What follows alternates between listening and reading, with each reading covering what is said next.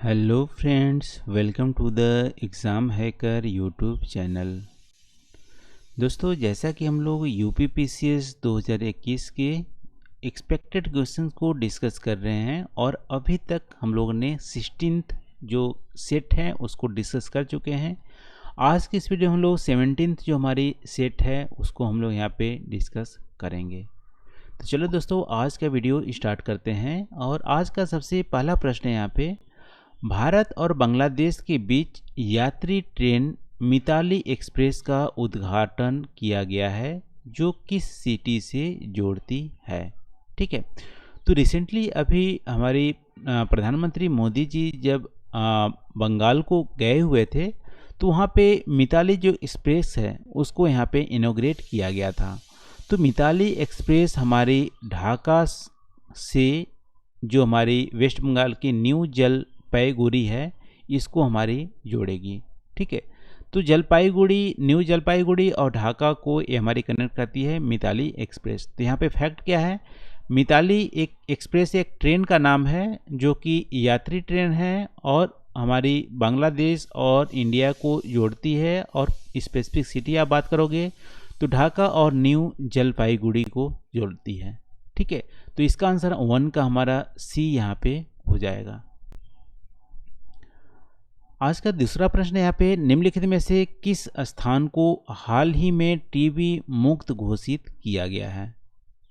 तो टीबी एक तरह से बैक्टीरियास होता है, ये हमारी ये फैक्ट है। ठीक है, बैक्टीरियास होता है। वैसे बैक्टीरिया का नाम तो आपसे पूछेगा नहीं, लेकिन नाम यदि पूछ लिया जाए तो हमारी माइको बैक्टीरिया जो होती है, MICO बैक्टीरिया, उससे हमारा टीबी होता है। ठीक है, और टीबी एक्चुअली यहाँ पे इंडिया में बहुत ज़्यादा पाया जाता है, बहुत ज़्यादा डेथ भी होती है टीबी से। और इंडिया में टीबी फ्री करने के लिए, एलिमिनेट करने के लिए स्पेसिफिक हमारी स्कीम भी चलाई जा रही है और जो कि होपफुली 2025 तक इंडिया टीबी से मुक्त हो जाएगा। लेकिन हाल ही में यहाँ पे जो टीबी मुक्त डिस्ट्रिक्ट घोषित की गई हैं वो हमारी 2 हैं। पहला तो एक तरह लक्षद्वीप यूनियन टेरिटरी है, फिर जम्मू कश्मीर में बडगाम जो ज़िला है वो भी हमारी है। तो दोनों ही यहाँ टीबी मुक्त हो चुके हैं। तो ये हमारी 2 का सी, दोनों ही हमारा ये हमारे फैक्ट सही हैं टीबी से रिलेटेड।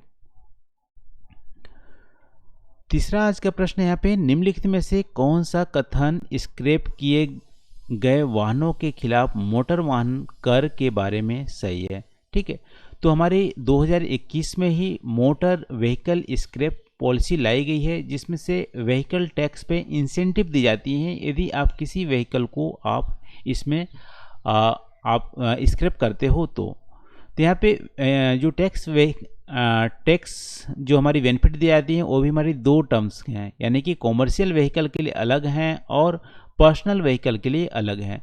तो यहाँ पे 2 फैक्ट दिए गए हैं। यहाँ पे पूछ रहा है कि 25% जो कंसेशन दिए जाते हैं जब आप कॉमर्शियल व्हीकल को परचेज करते हो, टैक्स यहाँ पे बेनिफिट में स्क्रैप पॉलिसी के अकॉर्डिंग। दूसरा फैक्ट दिया गया है 15% हमारी कंसेशन दी जाती है पर्सनल व्हीकल को परचेज करने पे। तो लॉजिकली यहाँ पे एक तरह से आप सोच सकते हो कि कॉमर्शियल व्हीकल में ज़्यादा कंसेशन नहीं दिया जाता है, पर्सनल व्हीकल में ज़्यादा कंसेशन दिया जाता है। तो रिवर्स हमारी जो फैक्ट है वो हमारी ट्रू हो जाते हैं। तो इसका आंसर हमारा 3 का डी हो जाएगा। तो इसका राइट आंसर है 15% हमारी कॉमर्शियल व्हीकल पे हमारी कंसेशन दिए जा रहे हैं और 25% पर्सनल व्हीकल पे कंसेशन दिए जा रहे हैं जो कि मोटर वाहन जो हमारी स्क्रैप पॉलिसी है 2021 के तहत। तो 3 का हमारा यहाँ पे डी आंसर हो जाता है। चौथा है यहाँ पे दोस्तों, अटल इनोवेशन मिशन जो नीति आयोग को द्वारा इनिशिएट किया गया था इनोवेशन को प्रमोट करने के लिए, वो कब स्टार्ट हुआ है था। ठीक है, तो यहाँ पे फैक्ट क्या दे दिया गया है। पहला तो फैक्ट दिया गया अटल इनोवेशन मिशन किसके द्वारा स्टार्ट किया गया है, नीति आयोग के द्वारा। किस पर्पज़ के लिए, इनोवेशन को प्रमोट करने के लिए। लेकिन यहाँ आपसे पूछ रहा है कब स्टार्ट किया गया था। तो दोस्तों अटल इनोवेशन मिशन का हमारा 5 वर्ष हमारा बीत चुका है। ये हमारी 2016 में स्टार्ट हुए थे। तो यही हमारा आंसर हो जाएगा 4 का बी। ठीक है, तो 5 वर्ष बीतने के उपलक्ष्य में ये हमारे क्वेश्चन यहाँ पे बन सकते हैं अटल इनोवेशन मिशन से। 5वां यहाँ पे जो NSG नेशनल सिक्योरिटी गार्ड के महानिदेशक कौन है। ठीक है, तो एनएसजी जो ब्लैक कमांडो के हेड होते हैं, नेशनल सिक्योरिटी गार्ड होते हैं, जो हमारे इंटरनल जो हमारी जो भी हमारी जैसे बोल सकते हो कि जो आतंकवादी हमले होते हैं या कोई भी डिस्टर्बेंस होती है, उसके जो ब्लैक कमांडो होते हैं उसके हेड कौन से हैं। तो ये हमारा मिस्टर गणपति, गणपति एक जो उत्तराखंड से बिलोंग करते हैं और यही हमारा लीडिंग रोल यहाँ पे कर रहे हैं। इसका नाम है एम.ए. गणपति। ठीक है, तो जो नेशनल सिक्योरिटी गार्ड का मोटो है वो हमारी है federal contingency world class zero error force. ठीक है, तो ये भी आप ध्यान रखना। तो 5 का वैसे हमारा आंसर हो जाएगा ए मिस्टर गणपति या एम.ए. गणपति। छठा है दोस्तों यहाँ पे अराकू घाटी। जो अराकू वैली है एक तरह से टूरिस्ट रिसोर्ट है, ये किस सिटी में, सदर्न इंडिया के किस सिटी में लोकेटेड है। तो अराकू वैली एक तरह से हमारे जो ईस्टर्न घाट का पार्ट है और ये हमारा विशाखापट्टनम सिटी में लोकेटेड है। बहुत ही अच्छा ब्यूटीफुल हमारे एक वैली है जो टूरिस्ट को यहाँ पे अट्रैक्ट करती है। ठीक है, तो अराकू वैली विशाखापट्टनम का पार्ट है। तो आप ये बताना, अराकू वैली में एक बहुत ही फेमस एक तरह से केव है, गुफा है, जो कि वहाँ पे हज़ारों लोग डेली ही टूरिस्ट वहाँ पे विजिट करने जाते हैं। विशाखापट्टनम में ही है, वो आपको कमेंट करके आपको बताना है। ठीक है, तो वैसे 6 का हमारा यहाँ पे ये हो जाएगा विशाखापट्टनम। ठीक है, कमेंट करके गुफा का नाम बताना, केव का नाम बताना, जो कि एग्ज़ाम में बहुत बार पूछे गए हैं। ठीक है, तो 6 का वैसे हमारा ये यहाँ पे आंसर हो जाएगा। 7वां है उस लेखक का नाम बताइए जिसने अपनी पुस्तक इन एरा ऑफ डार्कनेस, ठीक है, बुक का नाम है इन एरा ऑफ डार्कनेस। बुक किसने लिखा हुआ है। जो ब्रिटिश एम्पायर, जो इंडिया ब्रिटिश एम्पायर उस समय टाइमलाइन था, उसको डार्कनेस एक तरह से बोला गया है, जो कि साहित्य अकादमी अवार्ड 2019 भी उनको अवार्ड किया गया है इसी बुक के लिए। तो ऑथर का नाम क्या है। ठीक है, तो काफ़ी फेमस ये बुक रहा है the an era of darkness. ये शशि थरूर द्वारा लिखा गया है और इन्हीं को साहित्य अकादमी अवार्ड 2019 अवार्ड किया गया था। और इन्होंने इन एरा ऑफ डार्कनेस में इन्होंने बताया है कि कैसे ब्रिटिशर ने इंडिया को रियून कर दिया। ठीक है, तो उस समय ब्रिटिश से पहले इंडिया की जो वर्ल्ड ट्रेड में जो शेयर थी लगभग में 27% थी, और 27% से कैसे वर्ल्ड ट्रेड की शेयर को लगभग में सिंगल डिजिट में 1-2% में ले आया। ठीक है, 1% से भी कम ले आया। ये हमारी ब्रिटिश इंडिया की टाइमलाइन है। इसके अलावा इन्होंने बोला कि कैसे ब्रिटिश इंडिया ने यहाँ पे इतने बेकार तरीके से मैनेज किया पूरे इन्वायरमेंट को या इकोनॉमी को, कि जो फेमाइन जो क्रिएट हुए हैं करोड़ों की तादाद में, बहुत ज़्यादा यहाँ पे पॉपुलेशन एक तरह से डिप्लीट कर गई थी फेमाइन के चलते। और इन्होंने बोला कि ये नेचुरल फेमाइन नहीं थी, मैन मेड फेमाइन थी। ठीक है, ये हमारी ब्रिटिश एम्पायर के द्वारा ऐसा किया गया था। आप बहुत सारे फेमाइन के बारे में देखते हो जो ब्रिटिश काल में हुए थे, उससे पहले हिस्ट्री में ऐसा फेमाइन नहीं हुआ था। ठीक है, इसके अलावा इकोनॉमिक एक्सप्लॉयटेशन जो है वो बहुत ही अनप्रेसिडेंट स्केल पे की गई है, और यहाँ पे एडमिनिस्ट्रेशन में भी मैलाफाइट की गई थी, और पूरे हिस्ट्री में आप देख सकते हो इंडियन पीपल को डिपोर्ट किया जा रहा था बहुत सारे आइलैंड्स में वहाँ पे खेती करने के लिए।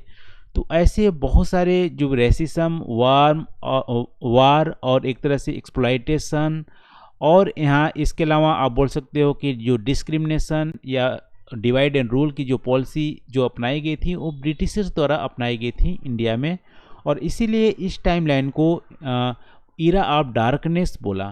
ठीक है, तो ये बहुत ही फेमस बुक है, ये शशि थरूर द्वारा लिखी गई है। तो 7 का हमारा यहाँ पे बी आंसर हो जाएगा। ठीक है, तो आज का 8वां यहाँ पे प्रश्न है, इनमें से कौन सा शब्द घरेलू कुत्तों के वैज्ञानिक अध्ययन को दर्शाता है। Which of the these words refer to the scientific study of domestic dogs. तो डोमेस्टिक डॉग्स की साइंटिफिक स्टडी को हम बोलते हैं साइनोलॉजी। ठीक है, तो साइनोलॉजी हमारे वर्ड हो जाएंगी 8 का डी, साइनोलॉजी। आप ध्यान रखना, ये हमारी डोमेस्टिक डॉग को साइंटिफिक स्टडी करने के लिए की जाती है। तो 8 का हमारा डी यहाँ पे आंसर हो जाता है। नवा है यहाँ पे दोस्तों, नेम द फिजिसिस्ट। ठीक है, एक भौतिकी विज्ञानी का नाम बताइए जिसने न्यूट्रॉन की खोज का श्रेय दिया जाता है। तो एक तरह से जो डिस्कवरी ऑफ न्यूट्रॉन किस वैज्ञानिक द्वारा यहाँ पे की गई थी, जिसको कि 1932 में नोबेल प्राइज भी दिया गया था इसी खोज के लिए। तो न्यूट्रॉन एक तरह से ना पॉजिटिव ना नेगेटिव इसमें आयन होते हैं, तो ये जेम्स चैडविक द्वारा खोज की गई थी और इसी के लिए इनको दिया गया था नोबेल प्राइज। तो 9 का हमारा यहाँ पे सी आंसर हो जाएगा। इसमें से कुछ फेवरेट नेम भी है, जैसे इनरिको फर्मी। ठीक है, इनरिको फर्मी एक तरह से जो फर्स्ट न्यूक्लियर रिएक्टर इन्होंने बनाया था और ये इटली से बिलोंग करते थे। ठीक है, तो ये भी हमारा एक तरह से फेमस नेम है, इनरिको फर्मी। इसके अलावा मैक्स प्लैंक की भी प्लैंक थ्योरी हमारी आती है, जो कि क्वांटम जो थ्योरी है, क्वांटम फिजिक्स है, उसके फादर भी बोला जाता है मैक्स प्लैंक को। इनको भी नोबेल प्राइज दिया गया था। तो ये हमारी 2 फेवरेट नेम अदर भी है। वैसे न्यूट्रॉन की खोज जेम्स चैडविक के द्वारा की गई थी और 1932 में इनको नोबेल प्राइज दिया गया था। तो 9 का हमारा सी यहाँ पे आंसर हो जाएगा। आज का लास्ट यहाँ पे प्रश्न है, world food programme WFP is the food assistance branch of the United Nation, where is it headquartered. ठीक है, तो आपसे यहाँ पे पूछ रहा है कि वर्ल्ड फूड प्रोग्राम, यहाँ पे फैक्ट क्या दिया गया है, वर्ल्ड फूड प्रोग्राम WFP इसका फुल फॉर्म भी दिया गया है। इसके अलावा ये यूनाइटेड नेशन की एक बॉडी है। इसके अलावा यहाँ पे फैक्ट दिया गया है कि फूड असिस्टेंस यहाँ पे पूरे वर्ल्ड में कराई जाती है। तो इसकी हेड क्वार्टर कहाँ पे है, तो हेड क्वार्टर दोस्तों यहाँ पे रोम में है। इसकी फाउंडेशन की गई थी 1961 में। तो या तो यहाँ पे आपसे पूछ सकता है कि WFP का हेड क्वार्टर क्या है, या इस यहाँ पूछ सकता है कि इसकी फाउंडेशन कब हुई थी, 1961 में हुई थी। ठीक है, इसके अलावा ये पूछ सकता है कि यह यूनाइटेड नेशन का पार्ट है कि नहीं, तो ये पार्ट है। इसके अलावा सबसे यहाँ पे फेवरेट प्रश्न इसलिए बन सकता है क्योंकि 2020 का नोबेल जो पीस प्राइज दिया गया है वो किसको दिया गया है, वर्ल्ड फूड प्रोग्राम WFP की। इसलिए इन सारी चीज़ों से हमारी ये बहुत ही इम्पोर्टेंट हो जाती है ये हमारी ऑर्गेनाइजेशन वर्ल्ड फूड प्रोग्राम। तो क्या क्या फैक्ट है आप ध्यान रखना है आपको वर्ल्ड फूड प्रोग्राम में। इसकी फुल फॉर्म को WFP फुल फॉर्म है वर्ल्ड फूड प्रोग्राम। ये यूनाइटेड नेशन की एक तरह से बॉडी है और फूड असिस्टेंस का काम करती है। इसकी हेड क्वार्टर रोम में है। इसका फाउंडेशन 1961 में हुआ था और 2020 का नोबेल जो पीस प्राइज है इनको दिया गया है। तो इन सारी फैक्ट को आप ध्यान रखना। तो ये रहा दोस्तों आज का हम लोग 10 प्रश्नों को यहाँ पे डिस्कस किए। तो आई होप यहाँ पे जो डिस्कस किए हैं आपको पसंद आए होंगे। वीडियो कैसी लगी आप कमेंट करके ज़रूर बताना। तो आज के लिए बस इतना ही। Thank you for watching. मिलते हैं अगले वीडियो में नए टॉपिक के साथ। Thank you.